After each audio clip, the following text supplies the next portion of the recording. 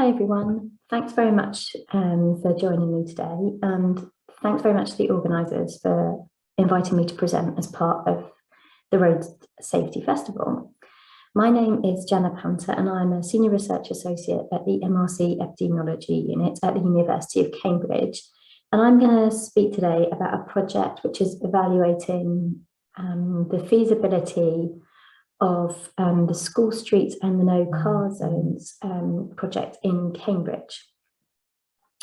I'm going to be talking about some of the challenges and learnings that we've taken from the project, and hopefully some that we're going to take forward into future projects.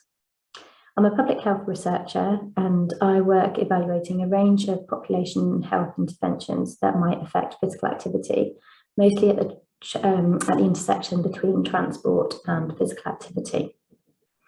So from a health perspective, the biggest burden faced by the global population at the moment is investigated in a study called the Global Burden of Disease Study.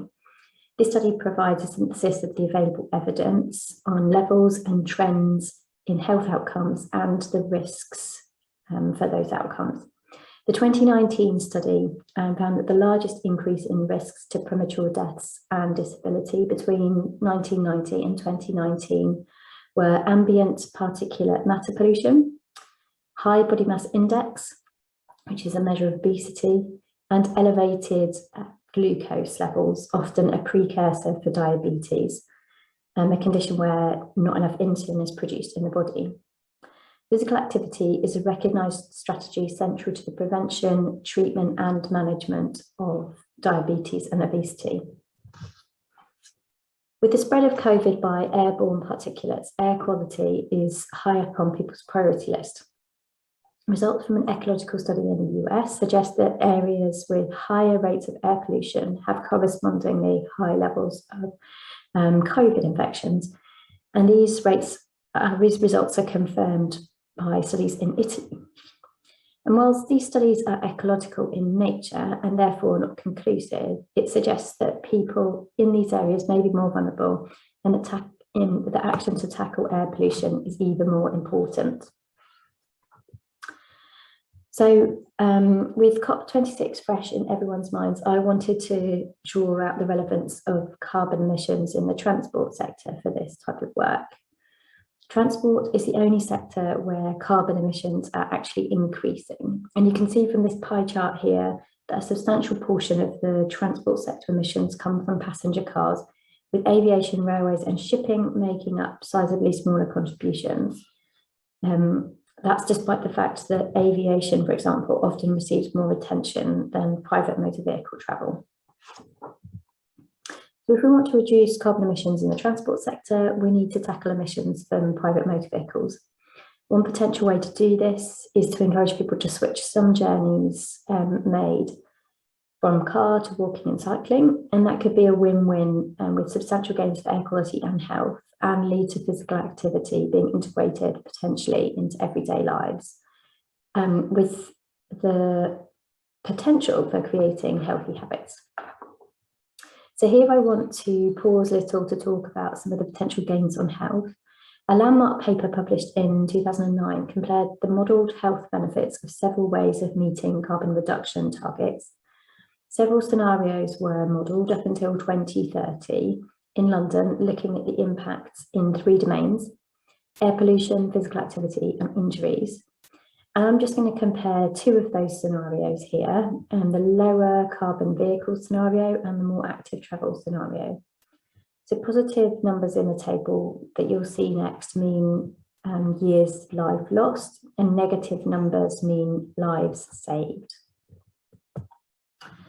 So here you can see that with the lower carbon scenario, which is achieved through decarbonising the vehicle fleet, this results in only lives saved from air pollution. But in the active travel scenario, where an increase in walking and cycling replaces car trips, there's an increase in years of life lost from injuries as a result of more people cycling. But these are substantially outweighed by the benefits from increased physical activity. There's also some concerns that a shift to active travel might not translate into gains to health because people might compensate by doing less of some types of activity. Our research has found that those people who take up walking and cycling for transport don't compensate by doing less activity at other times, finding that when people take up active travel, their levels of recreational activities like going to the gym, playing football, or going swimming, and total activity increased. And for those who switch to the car, from the car to more active modes of travel, such as walking, cycling, and public transport, we see reductions in measures of body mass index, or BMI, that measure of obesity that I mentioned earlier on. So this is the cycling and walking investment strategy, which was published in 2017. If the government publishes its promised updated cycling and walking strategy later this month, it may form a really important context for local authority actions in this arena. So we're looking forward to that document. But next, I thought I would just share with you a timeline of how the study has developed and progressed. In 2018, Cambridgeshire County Council contacted researchers, contacted us to explore the possibility of a study. In 2019, I submitted a funding application for some pump priming funding to the university. In May, there was a brief for local councillors to consider the motion of a trial, and that was approved. In July, we found out about the outcome of the funding application, and there were plans for implementing no-car zones in spring 2020. I'll talk a little bit more about what actually went on in the no-car zones programme later on. In October, a paper describing the no-car zones trial and the research study went to the council committee. In January of last year, the paper to the council committee was approved after some short delays. But in March, the COVID pandemic hit, and the study and the trial were delayed until autumn at the earliest. As a result of COVID, there were a round of funding available, the Emergency Active Travel Fund, and many local authorities took up this offer. Cambridgeshire County Council used this funding to offer the School Streets programme to schools across Cambridgeshire. 7 of the schools implemented the School Streets scheme, and those comprised the Tranche 1 schools, and we started data collection for our study in September. In April of this year, the second round of schools implemented the School Streets programme, and 2 schools participated in the No Car Zones programme. In July, data collection for the study ended. So the research study was planned with only a focus on the no car zones, but with the emergency funding given to local authorities and rollout of the school streets, we brought both of these schemes into the study. Both the school streets and the no car zones have different features, but both are aimed to reduce vehicular traffic outside of schools at peak times. So the 5 questions we were interested in investigating in this work were how the intervention was implemented, or how the programmes were implemented, and what the challenges of wider rollout might be. What was the acceptability of the intervention to residents, parents and staff? What were the unintended consequences of the interventions and the potential effectiveness? And what were the main mechanisms and pathways to behaviour change, and whether these could vary by context?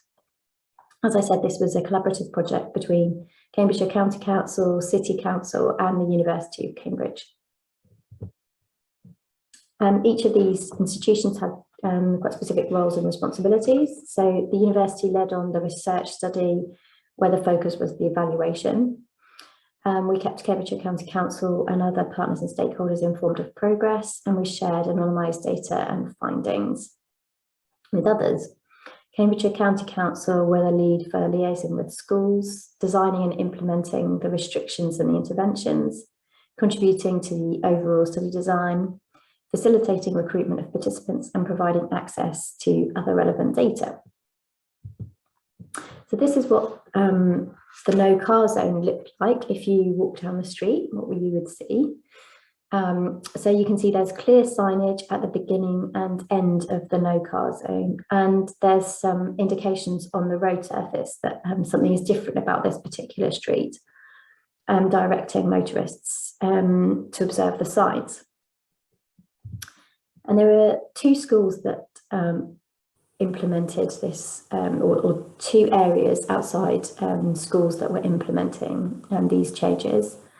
The first was St Bede's Secondary School, and the second was St Matthew's Primary School. You can see that St Bede's is on the sort of fringes or towards the fringes of Cambridge, and St Matthew's Primary School is closer to an arterial road in Cambridge. There's a little bit of context. This is what the entrance to St Bede's looks like in a predominantly residential area.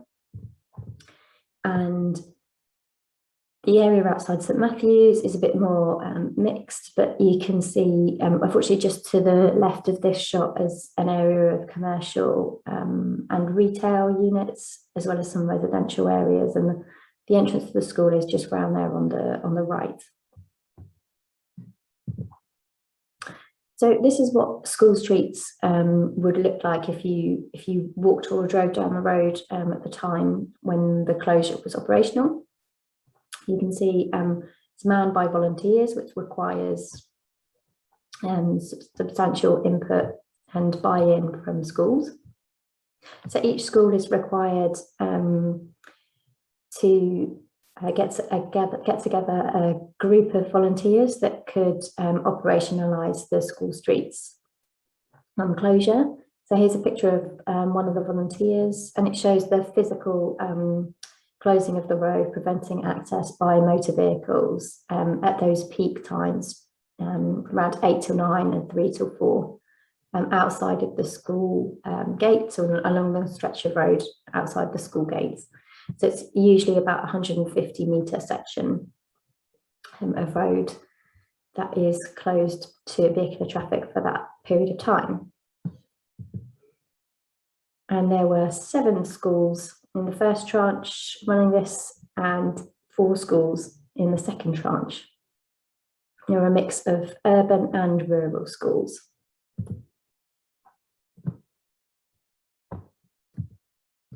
So in terms of the data we collected for both school streets and the no car zones, we conducted an online survey which was open to residents, business owners, parents and school staff. It took about 10 minutes to complete. We recruited residents and business owners by flyering all the addresses proximate to the school, and parents and school staff via school newsletters.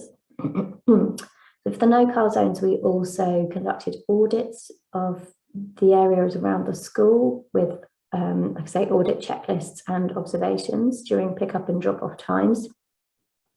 Teachers conducted a hands-up survey for 2 days in one week and 2 days in another week before and during the period of time when the programme was running.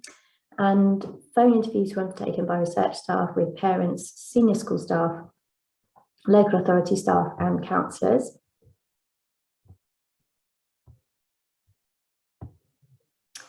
So here's a bit of information about the acceptability of the school streets and the no car zones. In general, the school streets scheme was perceived to be acceptable. Around 88% of respondents reporting that it was acceptable, with slightly higher rates of acceptability among parents. The no car zones was seen to be slightly less acceptable, but in general represented very good acceptability, around 75%.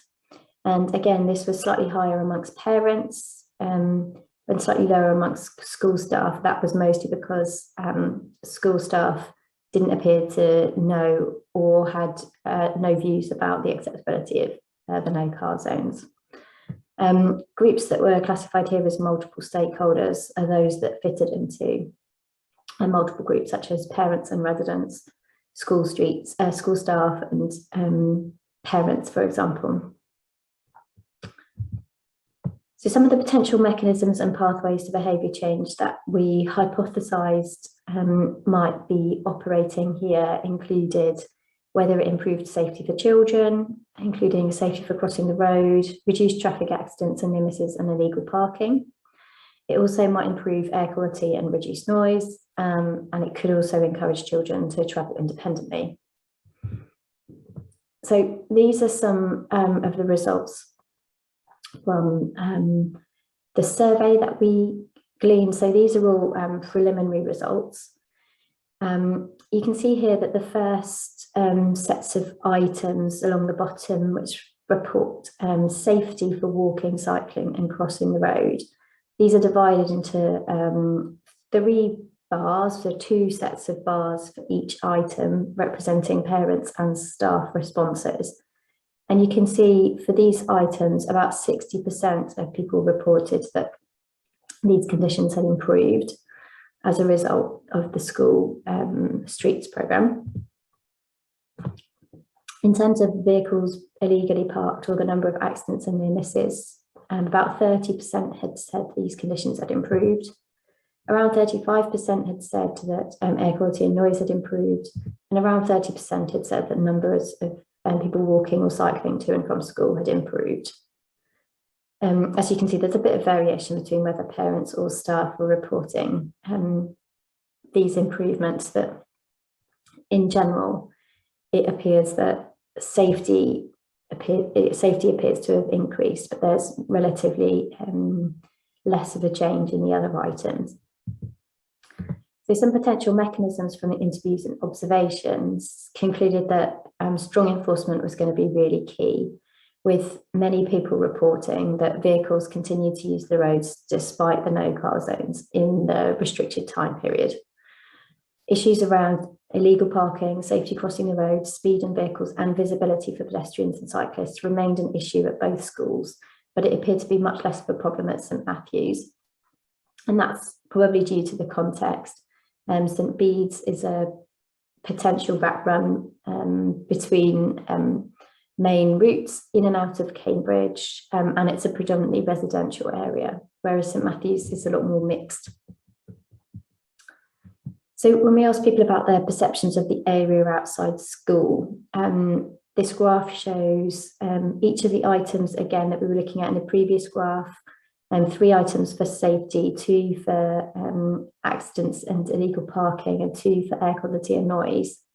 And the first solid bars show perceptions before the implementation, and the hatched bars show the conditions, or the changes in conditions as people reported them after the implementation. So here you can see safety for walking, cycling and crossing the road was generally unacceptable, with between 30 and 40% of people reporting those conditions. But around 40% of people had said those conditions had actually improved slightly, as indicated by the green hatching. With regard to vehicles parking illegally, a fairly large proportion of people thought that this was unacceptable, about 55%, but only around 30% of people thought that had improved after the implementation of the scheme. Again, there were variable levels of reported acceptability and improvement in air quality and noise.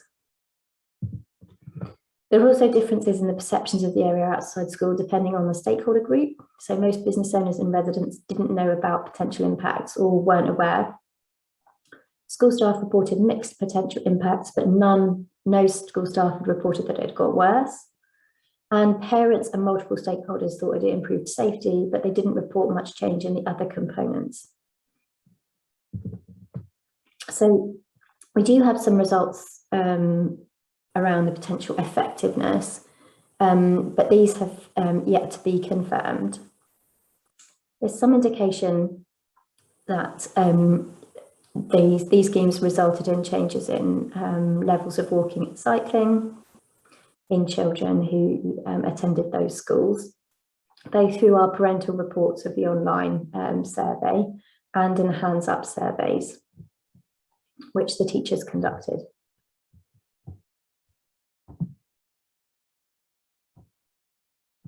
So we did find some evidence of unintended consequences, and these were based on the interviews and the observations.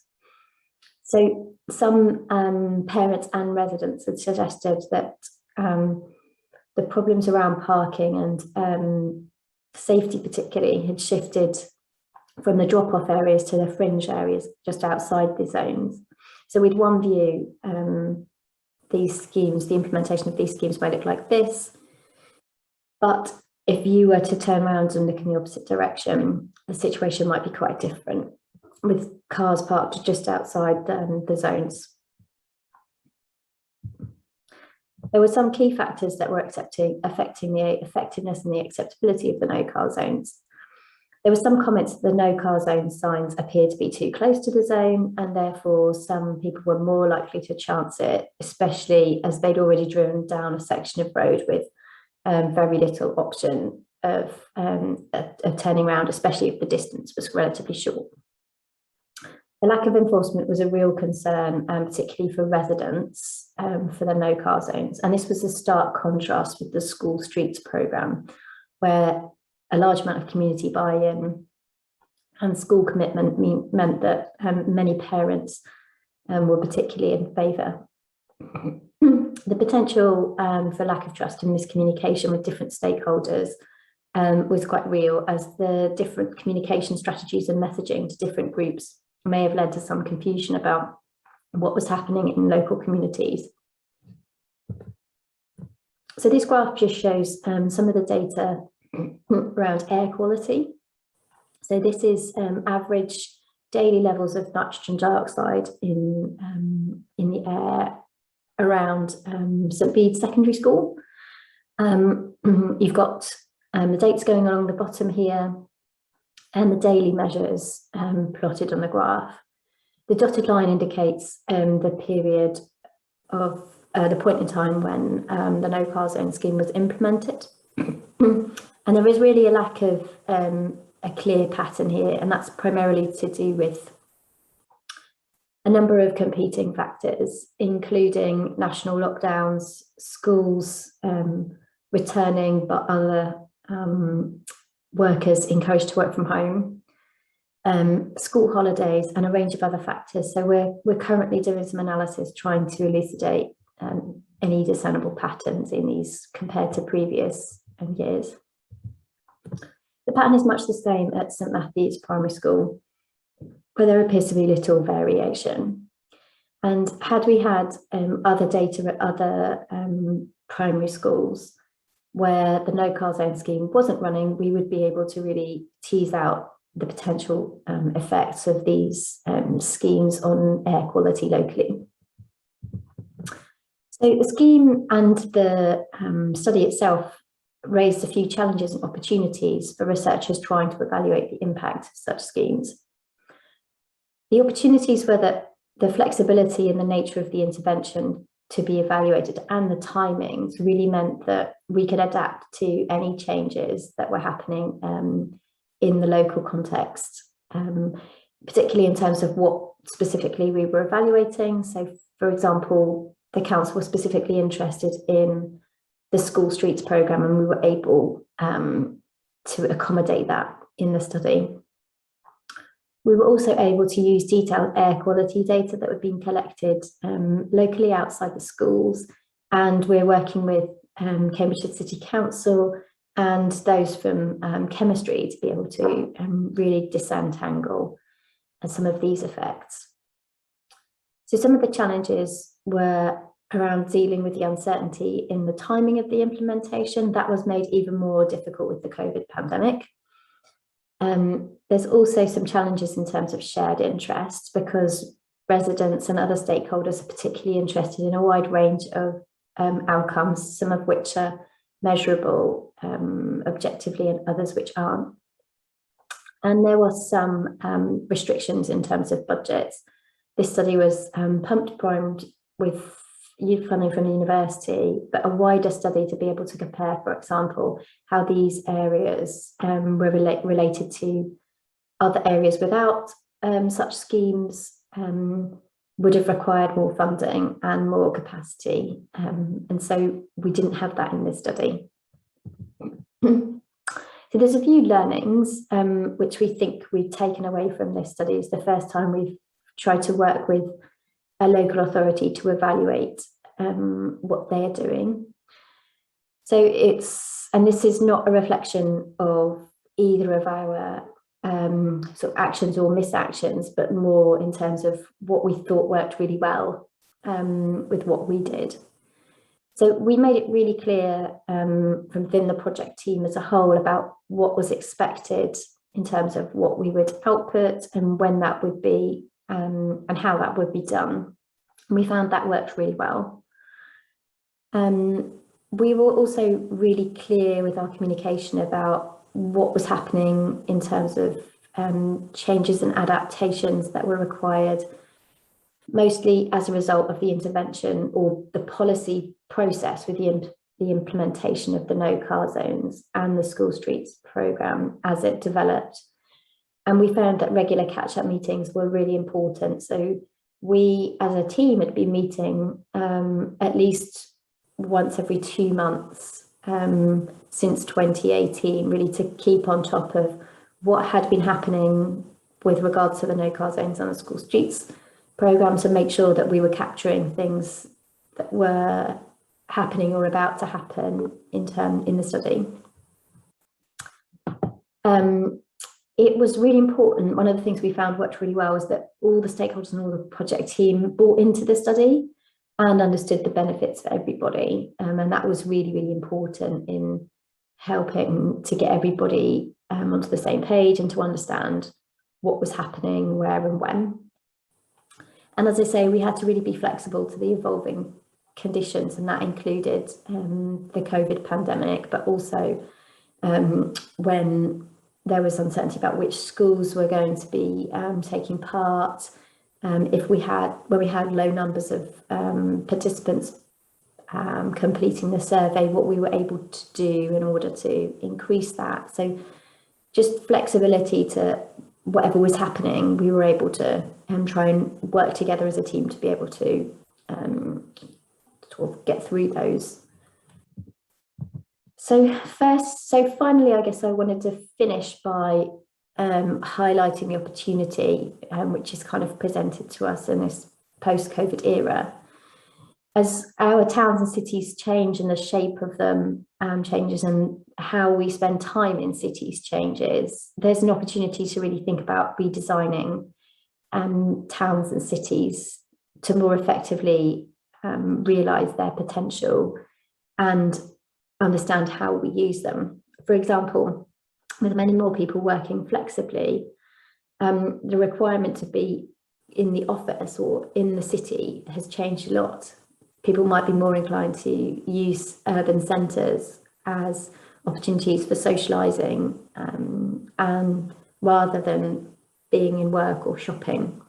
So there's a real opportunity to change the way we design and use our cities. And one of those things which is receiving much more attention recently is local neighbourhoods and how we change those neighbourhood environments, particularly as people tend to shop more locally, potentially shop more locally. And modal filters are a great way of doing that. And this is just one example of how we could think about redesigning the areas in which we live to facilitate walking and cycling, potentially making it safer for everybody to use those streets. So I just want to thank everyone on the team. We've only got a few pictures here of people who've contributed, but there's a list of researchers that have contributed to this, the university, Alex, Erica, Emma, and Esther.